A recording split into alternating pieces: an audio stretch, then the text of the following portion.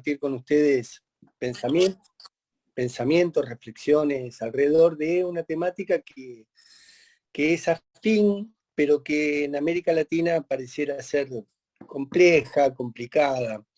Yo venía diciendo desde el campo de la gestión constructiva de conflictos antes de la pandemia, que había que pensar de nuevo lo nuevo. Y esto hacía referencia a lo que acontecía ya, que tenía que ver con un mundo complejo, cargado de incertidumbres, al mismo tiempo con violencias, con desigualdades, y esas violencias, desigualdades e incertidumbres que se daban en el campo social, urbano, territorial, se manifestaban de un modo que era muy tangible, muy visible. Por eso planteábamos, bueno, tenemos que repensar cómo introducir en los campos de acción posibles métodos que permitan unir oponentes, a pensar juntos, buscar maneras de reflexionar alrededor de cuáles son los puntos de encuentro que puede llegar a haber, cuáles son los niveles de concordancia que pueden existir, no ya pensando en consensos posibles, sino desde antes, desde una etapa previa a que existiera algún grado de confrontación. Y la realidad es que la pandemia vino a profundizar lo que ya había, vino a profundizar las desigualdades, las violencias, y al mismo tiempo genera mayor tipo de incertidumbre en el mundo que nos movemos, sobre todo por los vínculos relacionales, sobre todo por que hay mayores cánones de coexistencia a partir del individualismo que existe que de convivencia. Y aquí ya empiezo a plantear algunos temas que me parece que son necesarios empezar a registrar. Y en esta lógica de coexistencia por sobre encima de la convivencia, que el individualismo mismo fue generando cultura, fue acendrando cultura, fue haciendo cultura, requiere pensar espacios que permitan unir esos opuestos. Claro que a eso hay que agregarle una visión marcada de polarización política que existe a partir de un pensamiento que es un pensamiento abierto desde el punto de vista de las necesidades de la construcción de un núcleo duro de la política. Esto es, bueno, juntémonos nosotros contra un otro y a partir de la existencia de ese otro generemos una causa épica en nosotros. Esto es con una frontera que nos divide hacia el otro antagonista, el otro oponente. Laclón, la razón populista, lo explica muy bien esto, pero más allá de esa visión que tiene que ver con la construcción de la épica propia a partir de la existencia del antagonista, muchos y empezaron a construir ese tipo de lógica de poder. Y ya no tanto si esa lógica viene de los llamados populismos, o mal llamados populismos, porque había que profundizar mucho más para hablar de populismo, sino de lo que podría llegar a ser mismos espacios que antes eran de izquierda desinstitucionalizada, buscando la rebeldía, ganando las calles, posicionando argumentos desde lo que podía llegar a ser demandas sociales, a dinámicas en las cuales afloran emergentes de determinado tipo, o irrumpen al escenario emergentes políticos a partir de el desencanto, la desconfianza. No hace falta que ahonde sobre esto, ustedes claramente lo saben, son todos miembros de agrupaciones políticas o de una agrupación política, con lo cual saben de qué estoy hablando. El Latinobarómetro dice que la democracia misma se encuentra baja de calidad y contenido a partir también, no solo por lo institucional, sino por los niveles de confianza que tienen con aquellos que son ocupantes de los cargos de gobierno. Y claro, y la caída de esta situación hace que esos niveles de confianza también generen un núcleo duro de posibilidad o una endija de posibilidad o una ventana de oportunidad para algunos sectores que pueden llegar a irrumpir políticamente. Y esto hace que esos sectores de izquierda que quedaban antes con la rebeldía, y hay un libro de Stefanoni que yo se los recomiendo para que puedan leer, que se llama La rebeldía también es de derecha, hoy en día esos sectores se encuentran casualmente la izquierda como si fuera custodiando la institucionalidad, la derecha un poco más a la derecha y la derecha de la derecha que irrumpe desde lo asistémico cada vez más asistémica. Bueno, con todo este panorama que tiene que ver con la polarización en el campo de la lógica política, más la diferencia cada vez más abismal desde el punto de vista de la grieta en las relaciones, más algunas cuestiones que tienen que ver con que el individualismo va permeando cultura y algunos, y hay un libro de Dubet que recomiendo para esto, ¿por qué preferimos la desigualdad? Algunos también ya aprendieron a naturalizar que hay que vivir en desigualdad y que la desigualdad es lógica y es necesaria desde el punto de vista de nuestras prácticas sociales, de nuestros gustos y hábitos, como dijera Bourdieu. Bueno, yo lo que quiero plantear con esto es que el panorama que existe, a los efectos de poder pensar la negociación intercultural, hace falta tener un diagnóstico de situación. Y en ese diagnóstico de situación, incluir esto que hay que pensar de nuevo, lo nuevo, como escenario político para poder decir, bueno, ¿a qué llamamos negociación política intercultural? ¿Cuáles son los elementos que puede llegar a haber para que exista una negociación política intercultural? Y entonces ahí yo lo voy a bajar a un tema que tiene que ver con tres ejes. Un eje que es democracia, otro eje que es diversidad y otro eje que tiene que ver con la dualidad social. En cuanto a la democracia, podemos pensar una democracia incluyente que tiene que ver con, bueno, asimilar el conflicto, asimilar la participación, abrir nuevos canales de participación, o una democracia exclusiva que tiene que ver con cada vez más en la lógica de que el pueblo no delibera ni gobierna sino a través de sus representantes, que no deja de ser un principio básico de la estructura del poder, pero al mismo tiempo hay una tensión entre lo que es la democracia representativa con la democracia deliberativa. Luego haría pie sobre lo que tiene que ver con la diversidad. Diversidad que es una palabra fantástica desde el punto de vista de la heterogeneidad social, pero al mismo tiempo diversidad que nos trae etnocentrismo, miradas cruzadas. O sea, etnocentrismo que es que mi cultura es más importante que la tuya. Miradas cruzadas desde el punto de vista de quién es el otro, si el otro es migrante, no es migrante, de dónde es, cuál es su procedencia, cuál es su etnia, cuál es su preferencia sexual, cuál es su origen. Generacionalmente, si hay distancia o no hay distancia, desde el punto de vista religioso y ideológico, cuántas son las diferencias. Y nosotros claramente, como estamos haciendo una negociación política, intercultural, tenemos que pensar, bueno, que no solo la ideología divide, que hay otros ítems dentro de la cultura que nos van fragmentando, más allá de las fragmentaciones sociales y urbanas que existen. Entonces, a lo que quiero ir con esto es que si queremos hablar de diálogo intercultural o negociación intercultural donde exista respeto y reconocimiento, para que haya negociación política, si queremos construir ese respeto y reconocimiento, tenemos que sentar las bases para que eso exista. ¿Qué quiero decir con esto? Bueno, tenemos que planificar las posibilidades que estos mismos espacios nos pueden llegar a dar. Y esos son los procesos.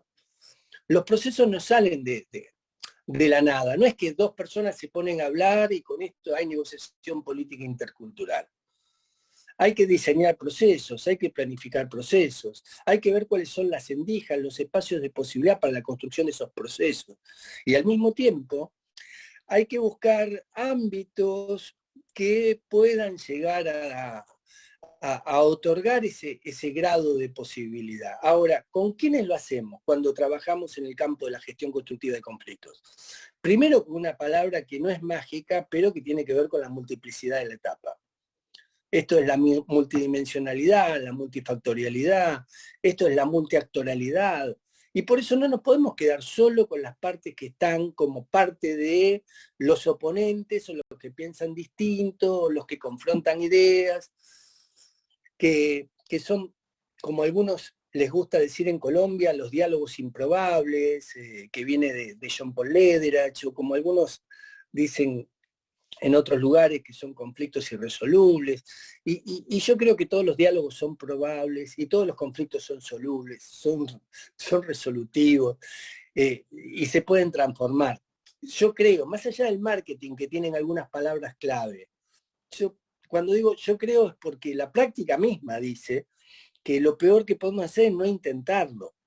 Entonces, en la estructuración de este tipo de procesos que tienden a buscar esos espacios de posibilidad a partir de, primero la prevención y después el tratamiento de las diferencias, en nombre de ese diálogo intercultural que va a buscar respeto y reconocimiento, pero para ello tiene que ir a buscar también qué es lo común, qué es lo que nos une,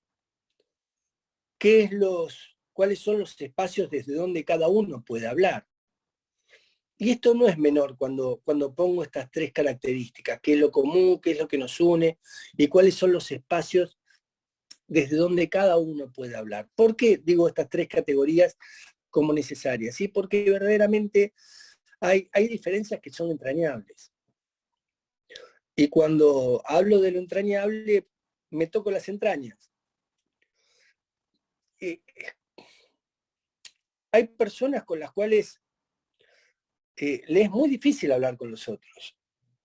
Y a nosotros los que formamos parte del campo de gestión de conflictos nos han enseñado, cuando aprendimos negociación, mediación, que hay preguntas abiertas, cerradas, circulares, preguntas de agente de reflexión, preguntas del milagro, que tenemos preguntas en las cuales no todas las podemos formular si queremos entablar diálogo intercultural, negociación intercultural, negociación política intercultural. O sea, no todo es factible de entrar dentro de lo que es la licuadora de la negociación. En verdad se puede negociar todo, pero hay que partir de una base.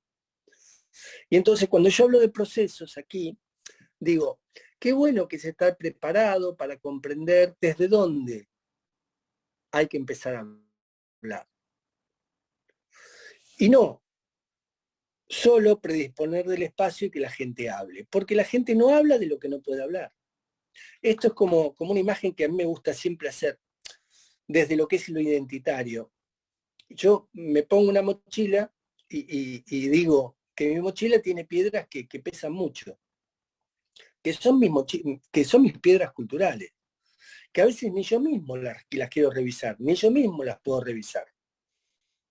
Eso que es tan pesado, que es mi cultura, hace a que yo crea que tengo una identidad. Yo tengo identidades múltiples, no tengo una sola identidad.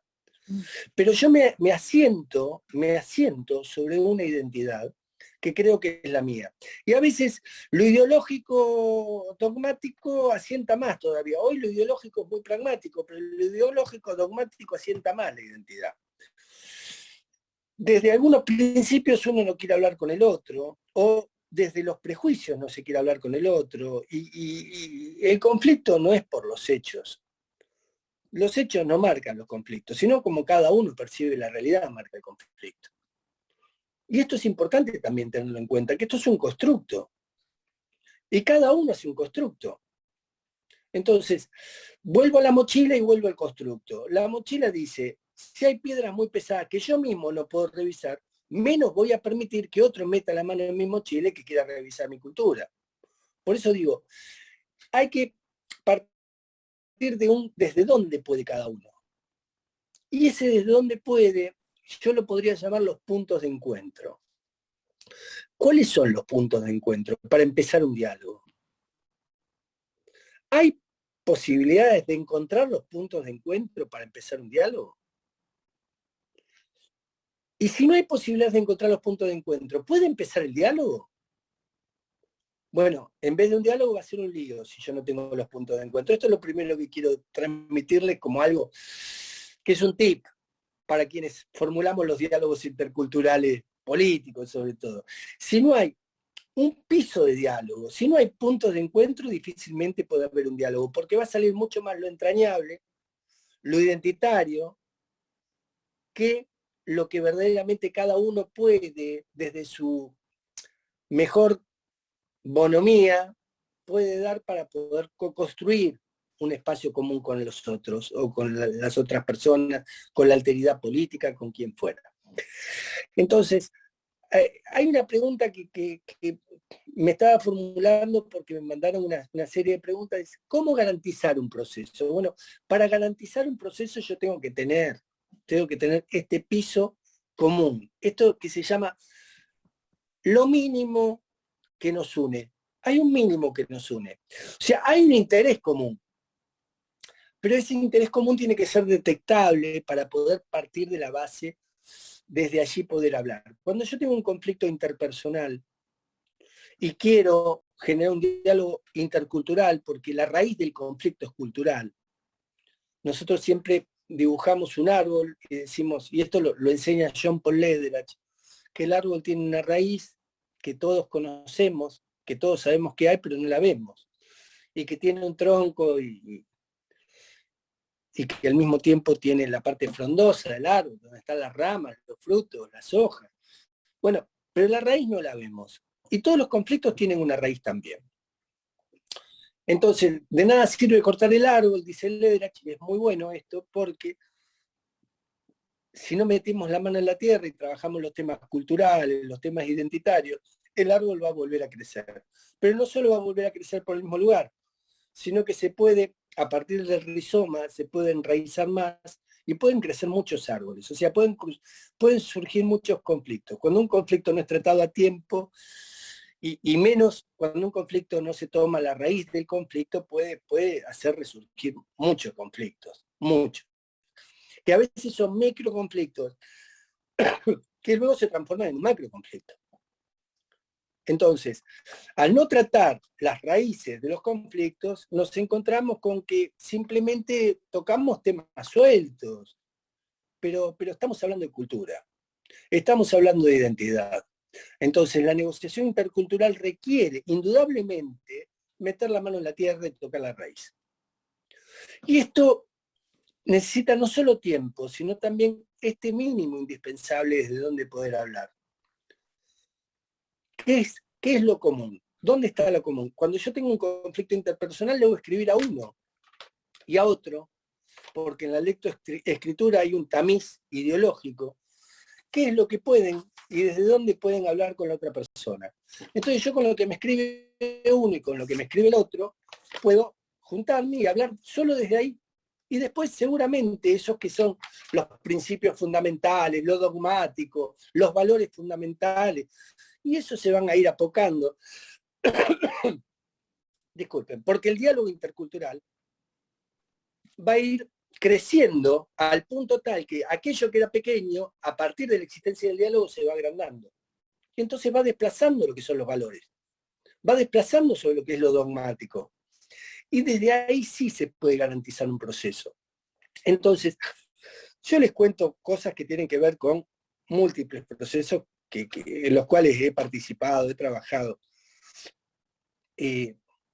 Un conflicto por la frontera caliente que tuvo Colombia con Ecuador. Bueno, en ese conflicto se trabajó con el tercer lado. Entonces, ¿cómo abordar la resolución de conflicto? Es no solo con los actores, sino con el tercer lado, porque si lo juntábamos a Uribe con Correa, era muy difícil que pudieran ponerse de acuerdo. Pero lo que sí es cierto es que si juntábamos 15 personas de un lado, 15 de otro, disculpen, que pudieran influir dentro de lo que podía llegar a ser el tercer lado, bueno, eso iba a dar resultado. Entonces, yo estaba en el Centro Carter en ese momento, y desde Atlanta, con Jimmy Carter, incluso sobre esto, Francisco Díez trabajó este conflicto fuertemente. Hubo una reunión en Atlanta con 30 personas, 15 de un país y 15 de otro, personas clave, personas que podían tener la capacidad de hablar con el nivel alto y con la base social. Entonces había periodistas, obispos, directores de carrera de universidades, bueno, referentes de un gobierno y referentes de otro, pero no de alto nivel, sino referentes de diferentes lugares, que participaron, dueños de medios de comunicación, dueños de radio, dueñas, que participaron activamente, 15 de un lado y 15 del otro, pero proponiendo ellos y ellas qué era lo que podían ofrecer para poder aceitar los mecanismos de los vínculos que existían entre unos y otros, y al mismo tiempo ablandar las posiciones de cada uno de los países. Entonces, esto de cómo instaurar un proceso no es solo haciendo hablar a las partes en conflicto, sino viendo qué otras personas pueden contribuir con un conflicto, qué otras personas pueden introducirse dentro de lo que es una estructura dialógica, con un enfoque dialógico y aportando hacia lo que es un conflicto. Y en ese sentido es que encontramos una, no solo predisposición, sino también al mismo tiempo una dinámica relacional distinta a partir de saber que había 15 personas de cada lado contribuyendo con el conflicto, por parte de los mismos gobernantes. Bueno, esto por un lado. Por otro lado, yo les podría decir que los conflictos interpersonales también hacemos lo mismo, buscamos cuál es el tercer lado, que no se alíe con uno, que no se alíe con el otro y que pueda contribuir en un conflicto. Pero también todos los conflictos tienen quienes estratégicos. Esto de los actores de un lado y los actores del otro es de un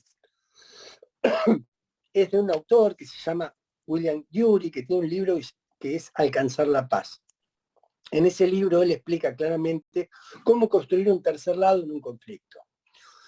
Y luego tenemos los quienes estratégicos, que es de John Paul Lederach. Esto, yo si quieren les hago llegar algunos libritos como para que puedan tenerlo en material que él plantea que hay que buscar quienes estratégicos en todos los conflictos, que no nos tenemos que quedar con las partes que están siendo parte de esa tensión o de esa fricción, sino que tenemos que ver cómo esos quienes estratégicos también pueden contribuir. Miren, si vamos a un barrio, por ejemplo, y tenemos un conflicto vecinal, en todos los barrios hay quienes estratégicos.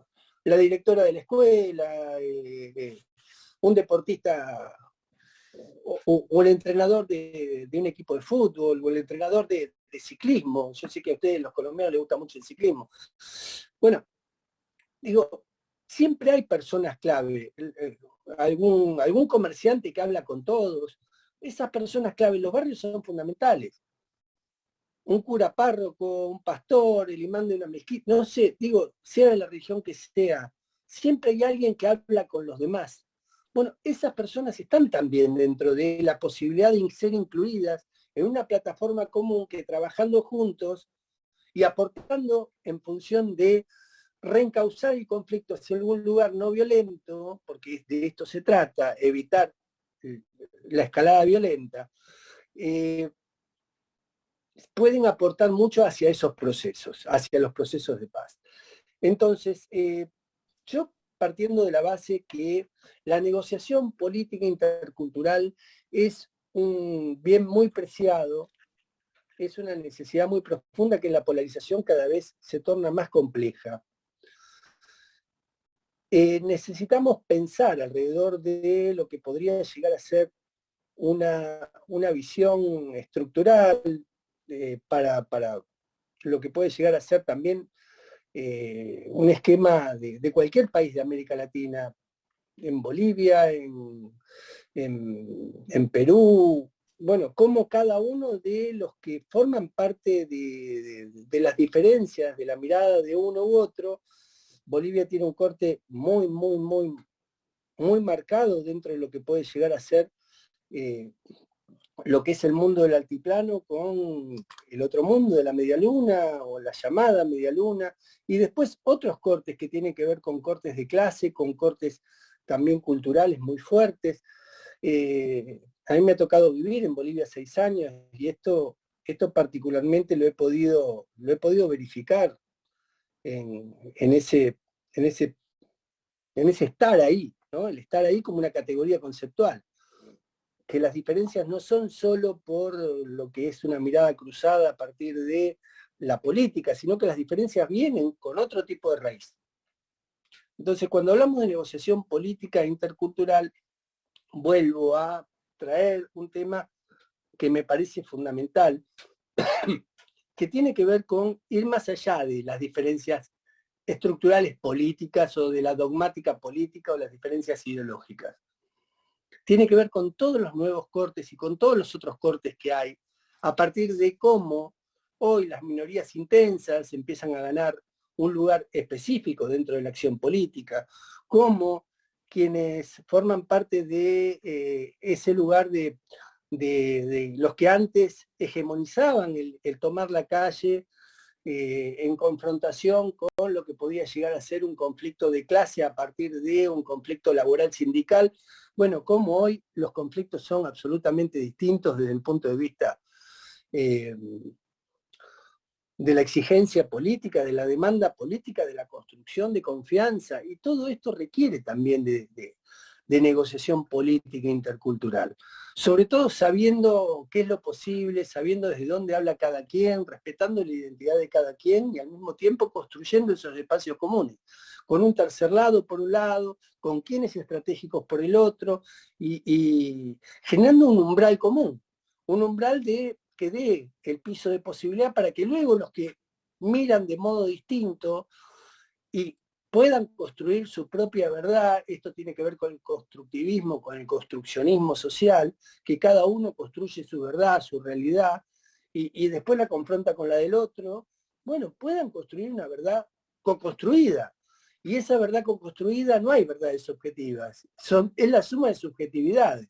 Entonces tenemos que buscar espacios para que esta negociación política intercultural permita que esa suma de subjetividades, a partir de donde se construye la realidad y la verdad, pueda tener un cauce común. Es como construir caminos contrafácticos. Por eso, no es sencillo desde el punto de vista de qué hacemos cuando hacemos negociación política intercultural, porque tenemos que imaginar imaginar en perspectiva cuáles son los espacios posibles. Y cómo diseñar y planificar estructuras, fuerza, que permitan que esos espacios posibles, llevados a la práctica, sirva para construir lo común. Trabajar en conjunto, pensar en conjunto y al mismo tiempo reflexionar en conjunto, haciendo propuestas comunes. Por eso creo que es muy bueno poder hablar de, a partir de la ampliación y diversificación de actores que hay hoy en día, salir de lo que es la dinámica exclusivamente partidaria y entender que la política se manifiesta en varios estamentos, que en todos los estamentos puede existir negociación política intercultural. No es solo de partido a partido, sino en todos los estamentos puede existir esa lógica de, sobre todo en todos los estamentos donde hay miradas cruzadas a partir de la diversidad. Y yo decía, tres ámbitos muy determinados. Uno es la tensión entre la democracia deliberativa y la democracia representativa. Otro es la diversidad, donde está el otro me da miedo, el otro me obstruye, el otro me puede hacer daño, como pensaba, no sé, Jean-Paul Sartre en Sí y la nada. O el otro es un legítimo otro que está dentro de mi sistema, como lo concibió Maturana, Humberto Maturana, que es un lingüista, biólogo, que murió el año pasado, un chileno, que es era un hombre sabio, la verdad que era un hombre sabio. Y que dentro de lo que podía llegar a ser el lenguaje y la comunicación nos entregó muchísimo para que hoy pensáramos alrededor de esto. Bueno, que el otro es un legítimo otro que está dentro de tu sistema, o el otro es un otro enemigo que te puede hacer daño, cara contra cara de una misma moneda. Y por el otro lado, la dualidad social, el incluido y el excluido, que también hay algunos grados de exclusión social que se caen del sistema democrático. Y uno dice, no, del sistema democrático no se cae nada. Sí, porque la gente puja para entrar, pero no está dentro de los accesos que el propio sistema te da. Y esto es un tema a discutir también, lo discuto desde diferentes aristas, porque creo particularmente que aquellos que nos dan miedo, que hay algunos que pagan impuestos y que dicen, sáquenme al otro de encima, no quiero tener nada que ver con el otro, no quiero ver al otro, que el Estado me proteja del otro, etcétera, etcétera, o de la otra, etcétera, etcétera, etcétera. Sacámoslo del sistema. Y los que se caen del sistema por estar totalmente excluidos, por más que uno diga, no, pero tienen planes sociales, porque aparte de esto les llega algún dinero a su casa porque No, no, hay gente que por más que le llegue algún dinero, está excluido también de llegar a un hospital, no tiene acceso a la salud en el momento que tiene que tenerla. O sea, tiene un grado de exclusión que, que uno dice, bueno, esto verdaderamente no aporta lo que es la dinámica del sistema, no aporta para nada. Bueno, y lo que quería era cerrar la charla con esto es lo último que quiero decirles, que eh, tanto una cosa como la otra, la exclusión social por un lado, la visión, las miradas cruzadas por el otro, el sistema que nos pone en la vereda de enfrente y que nos hace mirar al otro con a la otra persona con temor, con miedo, la misma inseguridad que es parte de un producto de la política, donde el otro nos da miedo, la otra persona nos da miedo. Bueno, ¿cómo hacemos para poder construir una mirada desde lo que es la democracia con calidad y con contenido, por un lado, la democracia participativa, donde la democracia deliberativa sea acogida por la democracia representativa, que el otro sea un legítimo otro que está dentro de tu sistema y no un otro enemigo, y al mismo tiempo que la inclusión social sea un valor y que todos trabajemos por la inclusión social?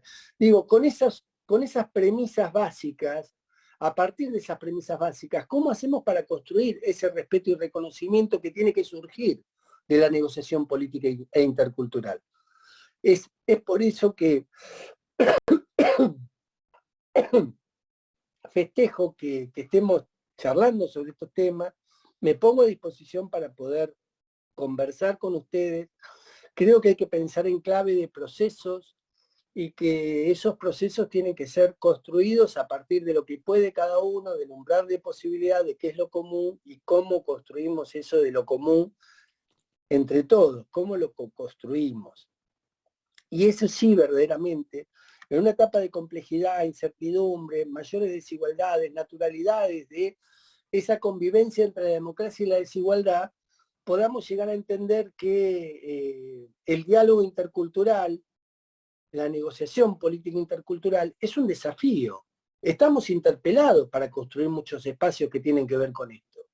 Por eso da muy bien juntar a jóvenes que piensen distinto para poder construir espacios comunes, da muy bien juntar a mujeres que piensen distinto para construir espacios comunes, da muy bien juntar a referentes de partidos distintos para que se puedan encontrar, o personas que tienen diferencia de clase, diferencia de pensamiento, diferencia de lugares de procedencia y que puedan llegar a pensar juntos, incluso diferencia étnica.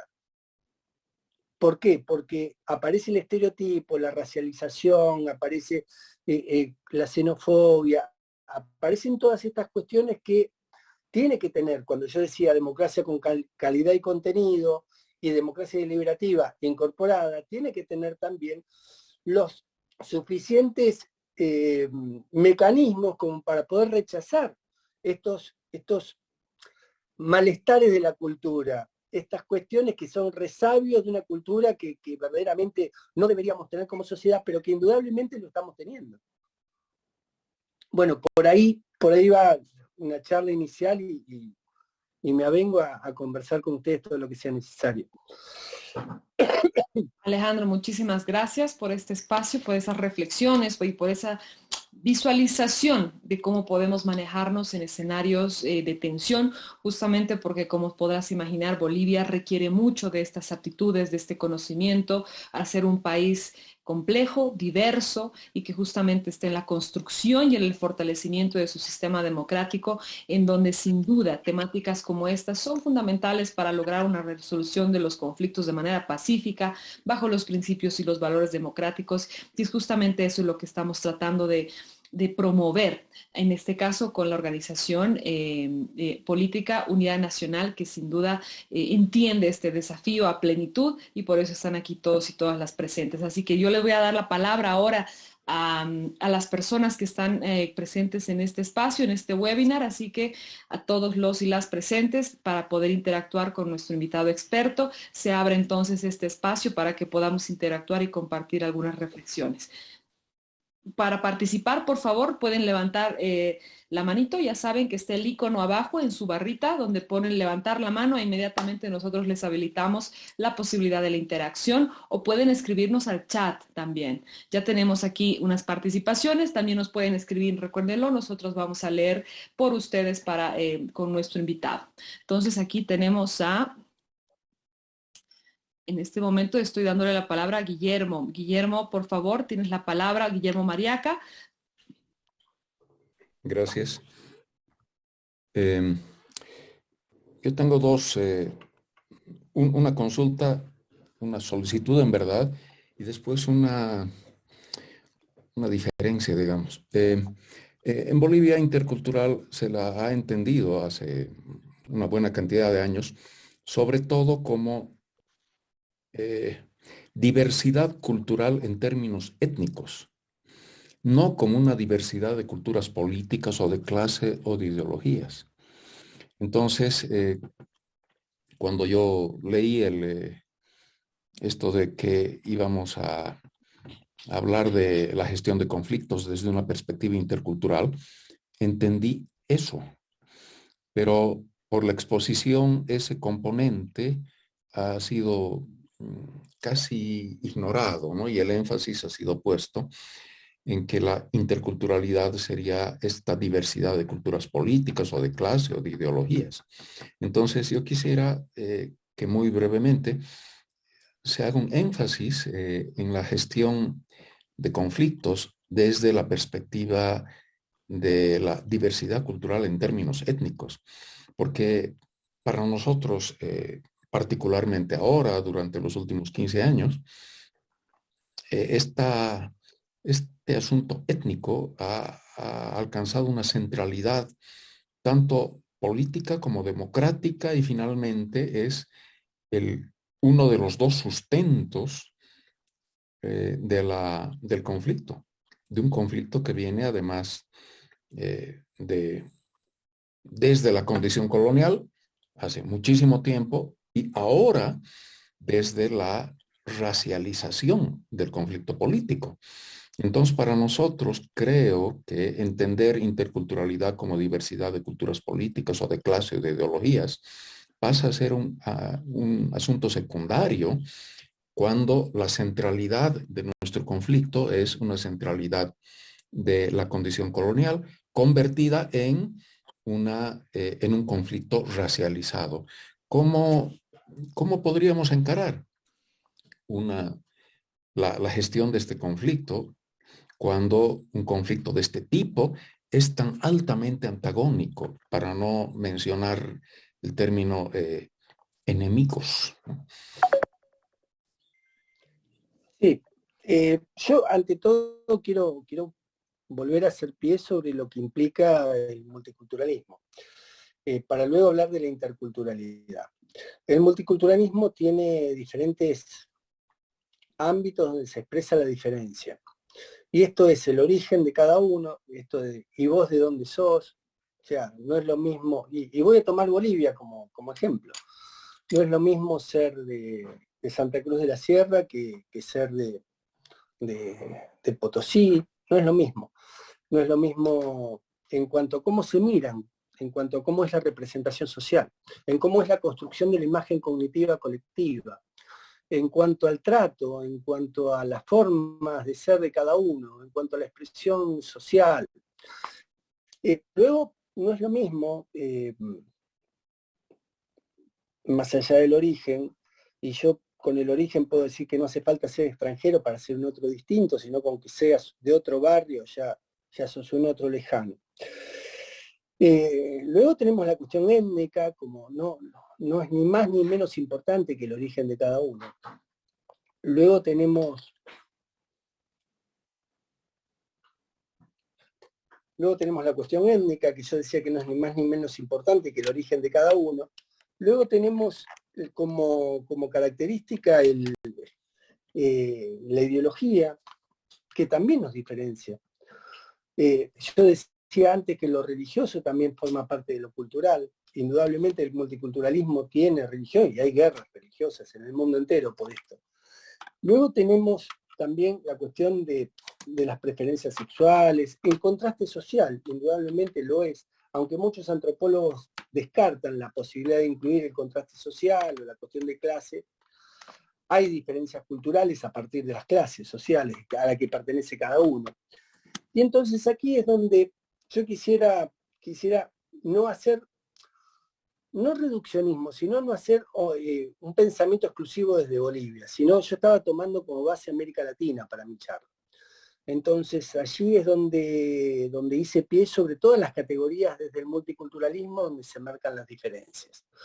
Y sobre todo pensando en una lógica política, pensando en lo que es el diálogo político a partir de las diferencias políticas propiamente dichas. Pero llevado el tema a algo que bien trae como parte de lo que es la centralidad de la diferencia en Bolivia, y donde surge la racialización, y donde surge sobre todo este choque de culturas tan fuerte que se dio en el conflicto último que hemos visto en 2019, cuando las pititas dividían prácticamente todo lo que podía llegar a ser la visión del campesino o mismo lo que era la huipala, que pitita y huipala se transformaron en dos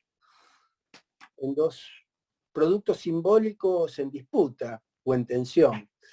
Yo podría decir que lo que vi en la ciudad de Sucre en cuanto al sometimiento a una persona o a dos personas en el momento del más álgido conflicto entre la Media Luna y el gobierno central, verdaderamente creo que las tensiones que se dan en el mundo étnico hacen las diferencias, y bien lo dijo nuestro querido compañero que hizo mención. Enrique es tu nombre, ¿no? Enrique. Creo que es Enrique. Bueno, que hizo mención de las diferencias. Él planteó algo que me pareció que es fundamental, que es el grado de racialización que viene del colonialismo. No hay duda que las violencias más fuertes provienen de lo que puede llegar a ser, ya sea la violencia colonial, ya sea la violencia patriarcal, como dice Boaventura de Sousa Santos, y al mismo tiempo las diferencias que puede llegar a haber dentro de lo que es una mirada cruzada entre unos y otros respecto a cómo construyen su identidad y cómo construyen a partir de la identidad su posicionamiento social. Pero creo que no podemos quedarnos solo en que esto es el campo de la diferencia, y que el diálogo intercultural se tiene que dar en todos los campos. Porque una diferencia racial, no hay duda que traslada esas diferencias a los otros campos también. A cómo se mira el uno con el otro. O sea, el portador de blanquitud desde un poder aristocrático, colonial, histórico, podría llegar a sentirse desde una superioridad hacia una inferioridad para construir una mejor calidad de vida en nombre de la racialización, en términos de Michel Vieux-Borca. Pero al mismo tiempo yo lo que voy a decir es que no siempre acontece eso dentro de la dinámica de las relaciones de poder. O sea, a partir lo podemos ver en la película que tanto tuvo mención como Zona Sur, creo que era, o algo así, Barrio Sur. Zona Sur. Que muestra como Zona Sur, sí. Que muestra una nueva lógica de relación de poder a partir también de la capacidad de la construcción del dinero. O sea, no solo el color de piel, no solo el lugar de origen, o sea, hace falta también ver cuáles son las otras características que marcan diferencias en una dinámica que siempre tiene que ver con poder. Entonces yo no quiero escindir la palabra poder de lo que pueden llegar a ser las categorías de las diferencias. O sea, ¿desde dónde se ejerce el poder? Y es ahí donde indudablemente para hablar de interculturalidad tengo que volver al multiculturalismo, volver a ver las diferencias y volver a decir, bueno, ¿y dónde se materializa la lógica de imposición de poder? Y a partir de donde se materialice tengo que hacer pie ahí y trabajar eso. O sea, yo agradezco mucho que me traiga la centralidad racial la centralidad étnica dentro de lo que puede llegar a ser el mundo de las diferencias, pero creo que no son exclusivas. Ustedes tienen el teleférico en La Paz que junta a unos y a otros y los hace hablar, y esto en otros lugares de Latinoamérica no existe. O sea, parece que no, pero un empresario puede hablar con una señora de pollera y un trabajador campesino puede hablar con una señora del Alto, y al mismo tiempo el trabajador campesino pertenecer a, no sé, vivir en Sopocachi y ser diferente a la gente que vive en la zona sur, como decíamos anteriormente. Mire, la verdad es que vuelvo a la lógica de poder, porque me parece que esto nos va a ayudar a salir de categorías muy, muy acendradas y estructuradas, que estructuran a su vez pensamiento. ¿Dónde se ejerce el poder? ¿Y cuáles son los espacios de posibilidad que hay para poder aunar miradas comunes, buscar puntos de encuentro, y que incluso el espacio público pueda ser público en algunos lugares, que pueda permitir que algunos sectores se puedan juntar con otros sin esa mirada cruzada? Entonces, yo vuelvo sobre a dónde hacemos pie para despojarnos de algún tipo de resabio que nos queda, que con esto no quiero desdecir a quien hizo el planteo, a quien formuló la pregunta, sino lo que quiero es agregar, simplemente agregar, para no quedarnos exclusivamente en una mirada que sea de algún modo sesgada, porque insisto, las diferencias y las confrontaciones se materializan con lógicas de poder. Históricamente, las lógicas de poder se materializaron también con una diferencia étnica terrible en Bolivia, ya lo sé, no hay duda, pero también con otro tipo de diferencias que las tenemos que tener en cuenta. No podemos soslayarlas. Bueno, quería traer esto a colación, no para hacer contrapunto, sino para agregar, para poder sumar pensamiento, y al mismo tiempo para decir que, bueno, que realmente con la judicialización de la política se hace política también, y se marca diferencias de poder. Y esto podría llegar a ser un lugar de desencuentro, sí, sí. Y uno puede decir, bueno, ¿y esos lugares de desencuentro requieren otro tipo de enfoque? Sí, lo que pasa es que hay nuevos clivajes también que afloraron en la vida social y política, que son minimizados porque hay grandes temas, y los grandes temas siguen siendo los temas de siempre, pero esos nuevos clivajes no se tienen en cuenta. Y entonces es ahí donde posiblemente haya un hiato entre lo que pensamos y lo que aflora. Bueno, quiero traer todo esto porque es una cosa que yo decía, para pensar lo nuevo tenemos que pensar de nuevo. Y afloraron minorías, de las minorías activas de Moscovici, que eran organizaciones con estructura, con poder, afloraron nuevas lógicas de relacionamiento por causas, en las cuales un hombro con hombro circunstancial por una causa determinada quizá tiene más poder que los tradicionales espacios que antes aglutinaban. Y lógicas nuevas de diferencias tienen más centralidad que viejas lógicas de diferencias. Entonces, todo esto, insisto, requiere de ajustar y reajustar permanentemente cómo miramos, desde dónde miramos y a partir de dónde podemos ver lo que estamos viendo.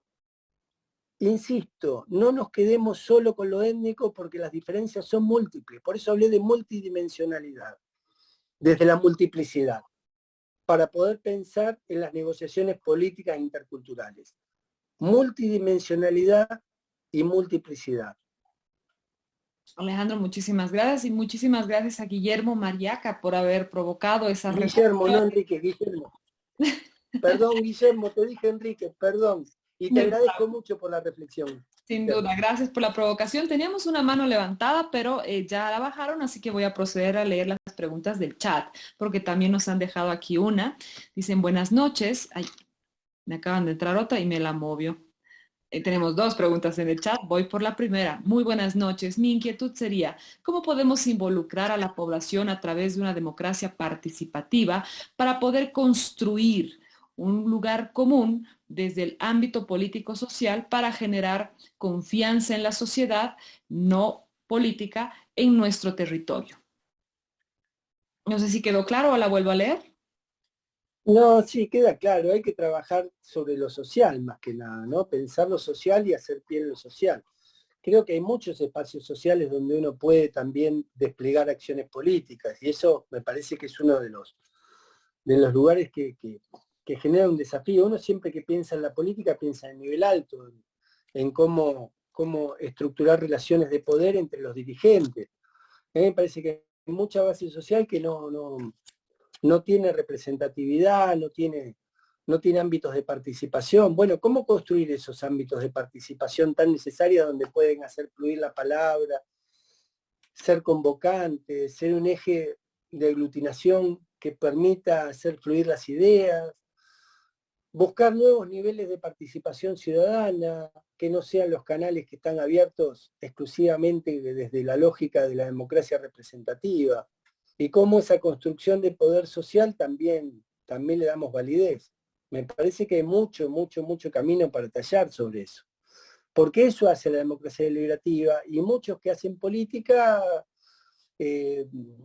se quedan en la lucha por la conquista de los espacios de poder o la lucha por conseguir mayor tipo de espacio de poder dentro de la estructura partidaria y la reflexión de las ideas.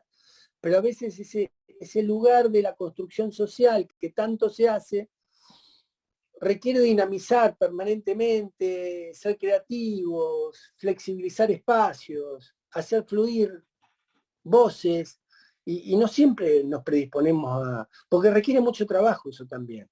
Requiere una militancia activa muy distinta a la que estamos acostumbrados. Pero bueno, digo algunas cosas que tienen que ver con nuevas lógicas de relación con lo social a partir de la desconfianza. Muchísimas gracias a quien estoy en las iniciales, a quien hizo la pregunta, y Alejandro, por supuesto, por la respuesta. Y tenemos una más acá. Empieza con una reflexión. Buenas noches. En Bolivia hay mestizos indígenas y mestizos blancos, según Fernando Molina. Desde el 52 se ejerció poder del mestizo blanco sobre el mestizo indígena. Hoy los roles cambiaron. El mestizo indígena tiene poder económico, social y político sobre el mestizo blanco. Y posiblemente lo tengan medio siglo o más en mi lectura, ya que son mayoría. ¿Qué sugerirías para resolver este conflicto intercultural en Bolivia o cerrar algo de esta brecha? Gracias. Yo creo que hay que achicar la brecha de las diferencias en la práctica. Esto es achicar la desigualdad en la práctica. Entonces, ¿cuántos espacios de construcción común podemos tener con unos y otros que nos permitan sortear las diferencias que tienen? Que vaya más allá de la discusión de si uno domina al otro, y bueno, en la construcción de esos escenarios comunes, ¿cuánto puede hacer la política para ello? Porque la política también tiene que preguntarse cuánto está aportando o no para superar las polarizaciones, para generar un eje estratégico de articulación constructiva, en definitiva. Y creo que en esto sí, en algún momento hasta se lo propuso la multipartidaria de Bolivia, que tenía que ver con esto, con buscar espacios que vayan más allá de lo que era de la estructura partidaria, que era ver si podemos juntar a los jóvenes y hacer una lógica intercultural, juntar a jóvenes de un lado o del otro. Ahora, yo sé que Naciones Unidas, por ejemplo, está tratando de hacer un programa que tiene que ver con jóvenes de 3 universidades bien distintas. Está tomando una Universidad de La Paz, una universidad de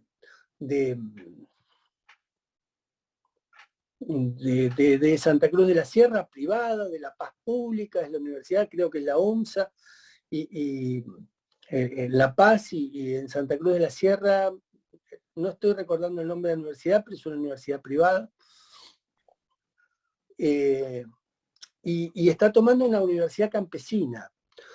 Y entonces está buscando juntar a los jóvenes de las 3 universidades para dialogar. Me parece que esos son los caminos que hay para poder producir diálogos interculturales que puedan achicar la brecha de diferencia, que vaya más allá de lo que ya son los recortes, porque si me quedo en el recorte, difícilmente pueda superar esto. O sea, si me quedo en el recorte que hace Fernando Molina, del mestizo de un lado y el mestizo del otro, y yo sigo juntando a los unos y a los otros, ahí no estoy achicando la diferencia, la estoy ahondando.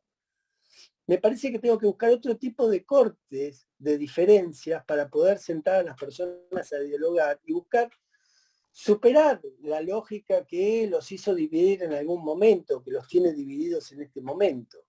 Por eso creo que un buen ámbito es trabajar con la Conmebol y diferentes mujeres que tienen miradas distintas, con concejalas. Yo en algún momento recorrí con el NDI de Bolivia, tuve reuniones con mujeres de todos los departamentos. Eso lo hicimos con Rosario Paz y Erika Brockman. Fuimos a todos los departamentos de Bolivia a recorrer departamento por departamento y teníamos 100 mujeres en cada uno de los lugares trabajando representaciones sociales. Pero representaciones sociales ya, las 100 mujeres eran todas diferentes. Eran mestizas de un lado y mestizas del otro, pero no las juntamos por ser mestizas de un lado y mestizas del otro, como dicen ahí. Sino que las juntamos por ser mujeres, pero en verdad trabajamos las diferencias con ellas. Ponerlos a hablar y hacer surgir lo mejor de cada uno y mirar juntas qué Bolivia quieren a futuro, ya creo que es mucho. O sea, hay muchos espacios como para poder co-construir pensamiento común, construir realidades comunes, construir verdades que nos permitan superar las diferencias que tenemos de origen, superar las diferencias que tenemos de procedencia, superar las diferencias étnicas, pero no podemos pararnos en las diferencias étnicas para superar las diferencias étnicas, ni podemos pararnos en la diferencia de origen para superarlas. Tenemos que pararnos en algún lugar común y construir desde allí, en una mirada prospectiva, en un trabajo prospectivo, en una acción prospectiva, pero es el modo de hacer ese diálogo intercultural, es el modo de tener una negociación política intercultural. Excelente, muchísimas gracias y muchísimas gracias a Andrea Vallevian por la pregunta también. ¿Alguien más que desee participar? Estamos llegando ya al final de nuestra sesión, nuestra segunda sesión en el diplomado. Es el momento, como les digo, de levantar la mano o de dejar sus comentarios en el chat.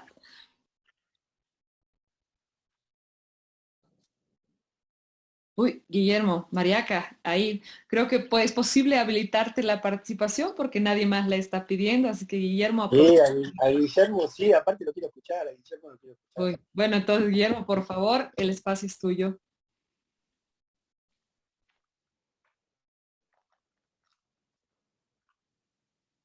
Guillermo, te escuchamos, es decir, no tenemos audio, pero tienes la mano levantada. Ya, ya. Ahora sí, ¿no? Ahora sí. Ya, gracias. Alejandro, yo tengo la impresión de que lo que estás planteando es un conjunto de buenas intenciones, asumiendo que esas buenas intenciones son posibles, ¿no? Son posibles, pero estás partiendo del supuesto de que hay democracia. Y yo creo que ese supuesto no es correcto, por lo menos acá. Puedo entender que en otros países en América Latina ese supuesto esté funcionando muy bien, menos bien, pero funciona. En términos generales funciona. Acá pareciera estar agotándose el espacio democrático. O sea, no hay democracia deliberativa, participativa, ni siquiera representativa. Hay, si algo puede llamarse así, una democracia autoritaria, una democracia reducida al poder, ya ni siquiera desde el Estado, sino desde el partido de gobierno. Entonces, yo creo que hay que considerar ese punto de partida para hablar de gestión de conflictos y resolución de conflictos políticos en una situación de democracia tan marcadamente restringida como la que tenemos. Un detalle que no es anecdótico. Hace relativamente poco, el presidente viaja a Cuba. Hace relativamente poco, Evo Morales viaja a Cuba. Vuelven y resulta que profundizan el el conflicto, a partir de clivajes étnicos e ideológicos, ¿no? Diciendo, nosotros representamos a la izquierda, nosotros representamos al mundo indígena. En ambos casos, ambos elementos son profundamente falsos, ¿no? Históricamente, teóricamente, políticamente falsos. Pero mantienen ese discurso porque pega, todavía pega. Ahora, vuelven de Cuba e inmediatamente el conflicto se profundiza, el antagonismo se profundiza y hablan otra vez de enemigos. Entonces, cuando hablan y ejercen y tratan a la oposición política como enemigos, esto hace prácticamente imposible eh, una gestión del conflicto mínimamente democrática.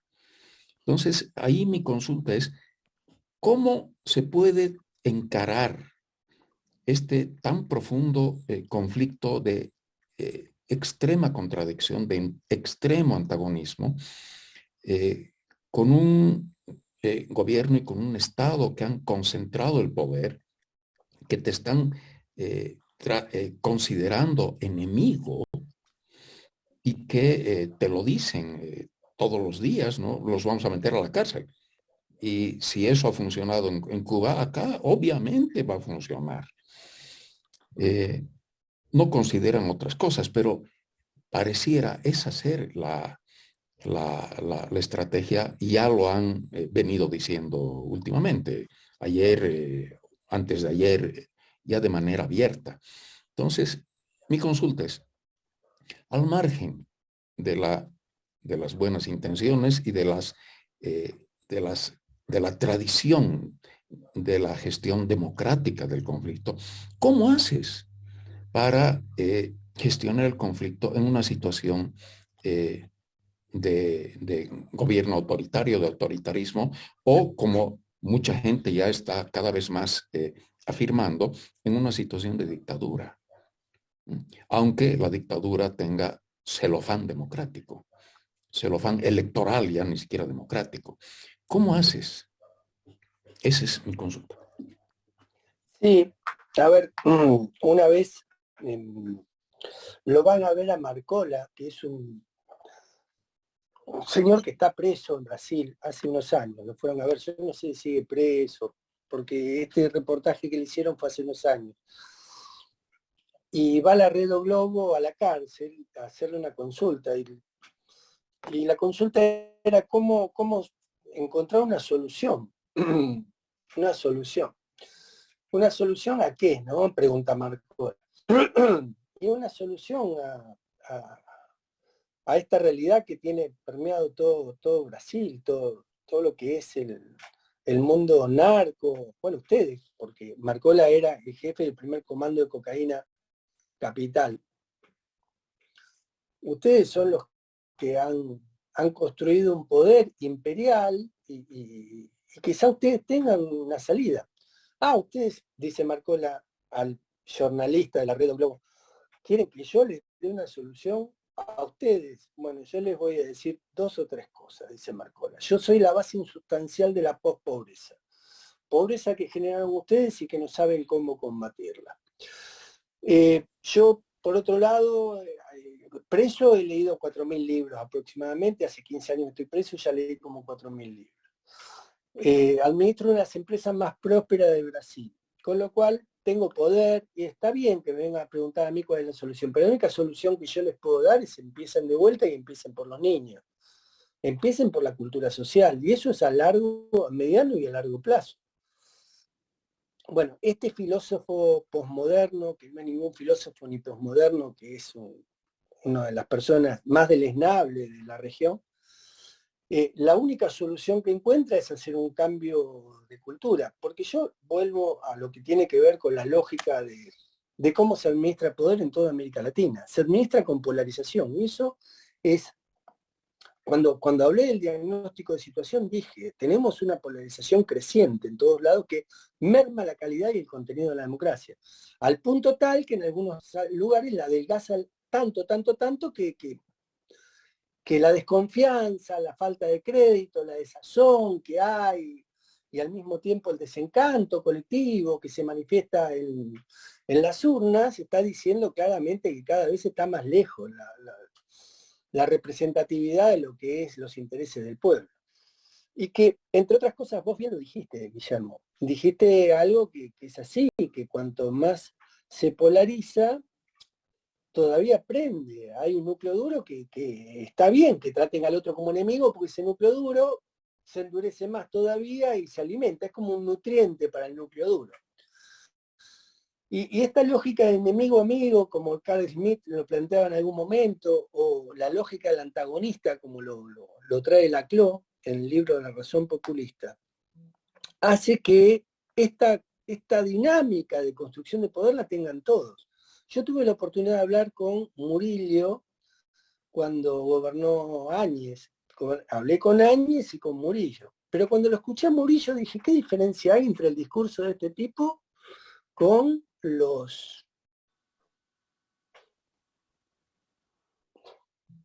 la construcción del más desde la lógica amigo y enemigo? Ninguna. No había diferencia alguna. Y tuve la oportunidad de hablar con Camacho también. Y me preguntaba qué diferencia hay en cómo Camacho plantea su visión política en la lógica del amigo-enemigo. Y hablé con el Poder de Santa Cruz también.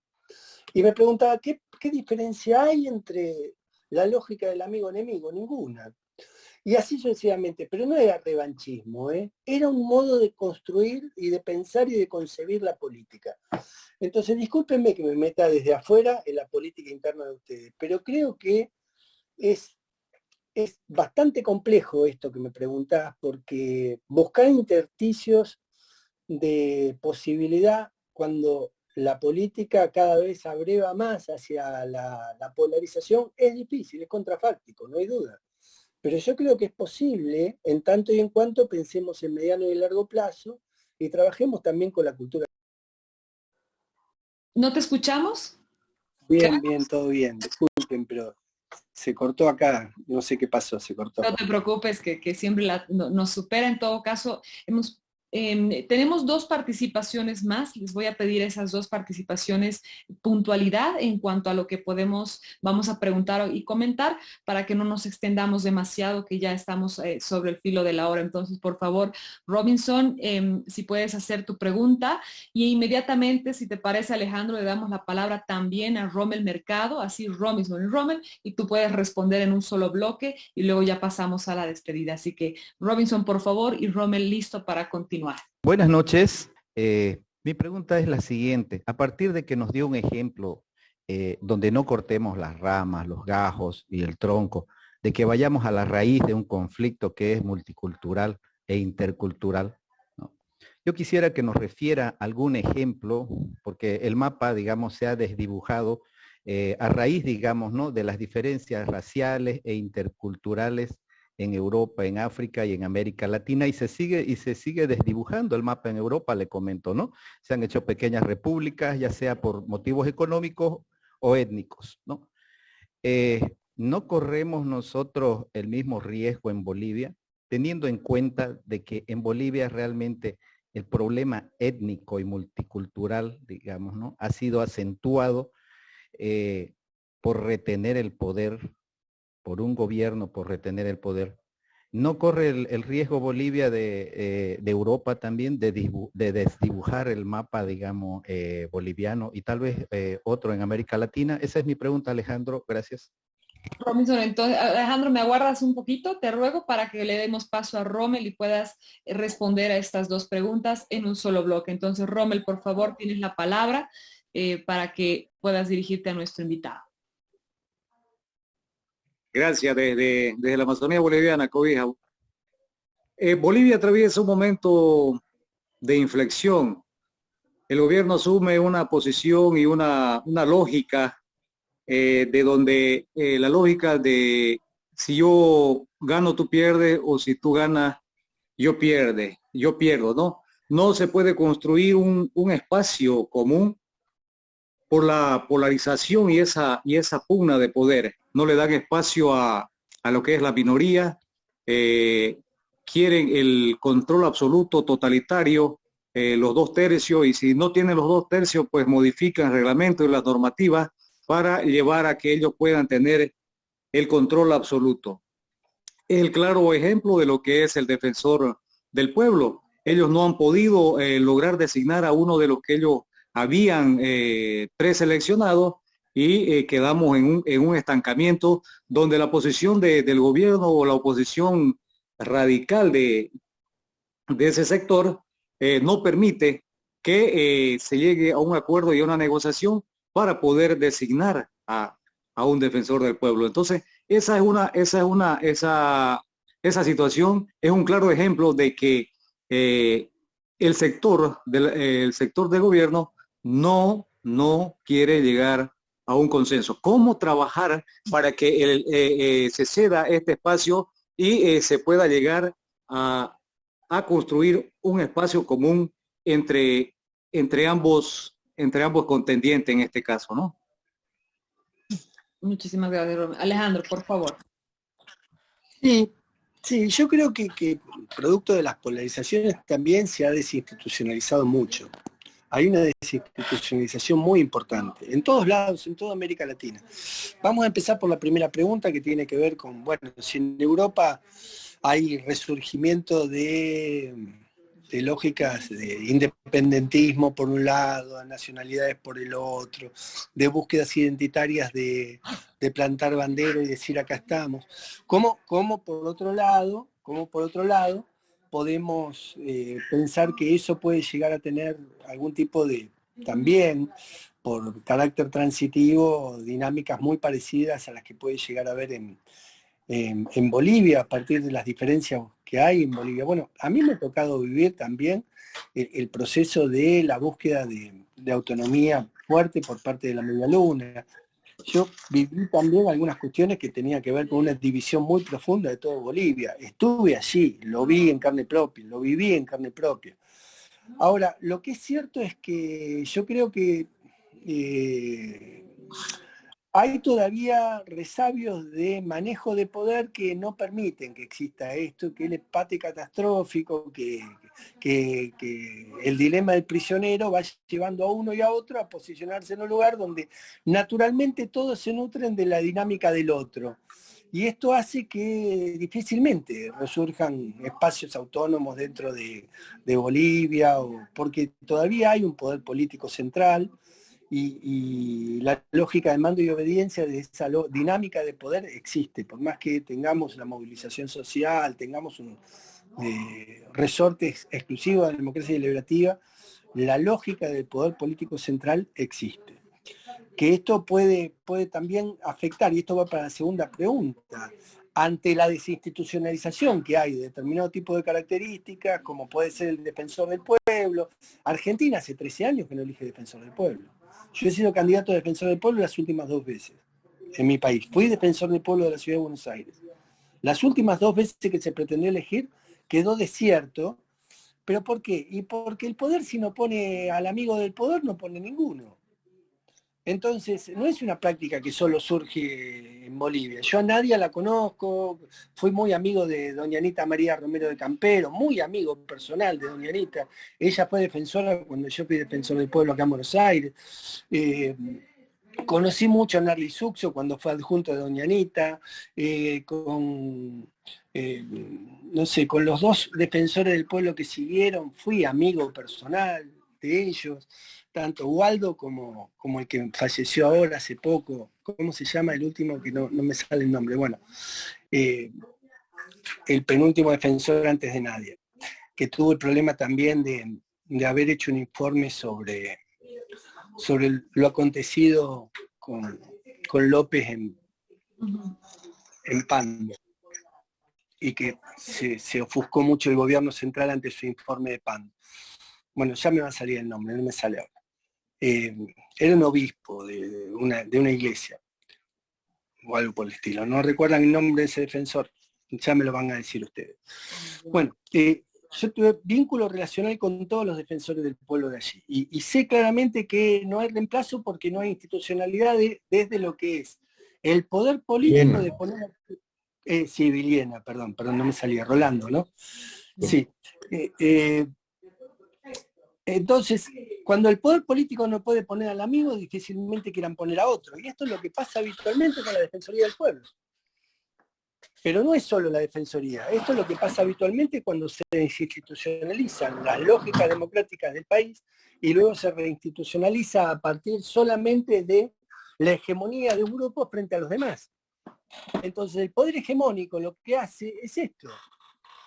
¿Y qué es lo contrahegemónico? Acá me pregunto, ¿cuánto puede, y me pregunto a partir de lo que hacemos nosotros, cuánto puede transformar una negociación política, lugares comunes, lo que es una práctica política reiterada en diferentes lugares ya, que ha dejado la polarización como parte de una cultura política? Porque la polarización hizo cultura. Hizo cultura, y esto de nosotros somos mayoría y hacemos lo que queremos con el poder, es parte de una cultura política. Entonces, ¿cómo se forma parte de una contracultura? ¿Cómo hacemos lo contrafáctico? Yo decía, hay que buscar nuevos espacios de acción política. No quedarnos solo en los mecanismos institucionales de reparto del poder, sino en nuevos espacios de acción. Hoy hablaba de nuevos clivajes que han emergido y que nadie les da canalización a sus demandas. Esas demandas sociales, ¿la política se hace cargo o simplemente son efervescencias sociales que no tienen por dónde canalizar sus designios, sus intereses, sus demandas, y que luego, en el momento que se tienen que expresar en las urnas, sí lo hacen? Pero, insisto, los núcleos duros a veces desplazan todos estos nuevos resurgimientos de poder, porque todavía la polarización sigue gestando lógicas de poder. Por eso sigue habiendo polarización, por eso siguen bregando muchos que gobiernan en esta lógica de los unos y los otros. Los que están conmigo y los que no están conmigo son mis enemigos. No son ya parte de la democracia, no, son mis enemigos. Y cuidado, que los principales enemigos están adentro de la misma lógica del núcleo duro de poder. Por eso hay tantas luchas intestinas, porque está la grieta de la grieta. La grieta de la grieta acontece dentro de lo que es la polarización dentro de la polarización. Las miradas cruzadas hacia dentro del poder. Nadie confía en nadie. En una lógica así nadie confía en nadie. Bueno, por ahí va, pero no es para desanimar, sino simplemente es una lectura de lo que la polarización deja. Por eso dije, para pensar lo nuevo tenemos que pensar de nuevo. Y pensar de nuevo es pensar en dónde buscamos espacios de acción política que no sean los tradicionales. Excelente, muchísimas gracias, Alejandro. Muy clara la exposición, muy provocativa y además deja abierta los caminos a la reflexión, ¿no? Hay mucho que seguir conversando, tenemos que revisar lo que creemos saber, reinventarnos, conocernos, y además esto que nos has compartido, que es las experiencias y las miradas desde fuera, ¿no? Así que eso enriquece nuestra perspectiva y espero que todos y todas ustedes, quienes han estado presentes en este espacio, hayan podido capitalizar estos momentos y llenarse también de nuevas visiones y perspectivas de cómo encarar el desafío en cara a la solución de los conflictos. Así que muchísimas gracias, Alejandro. Ha sido un verdadero honor poder escucharte. Gracias, un gusto enorme.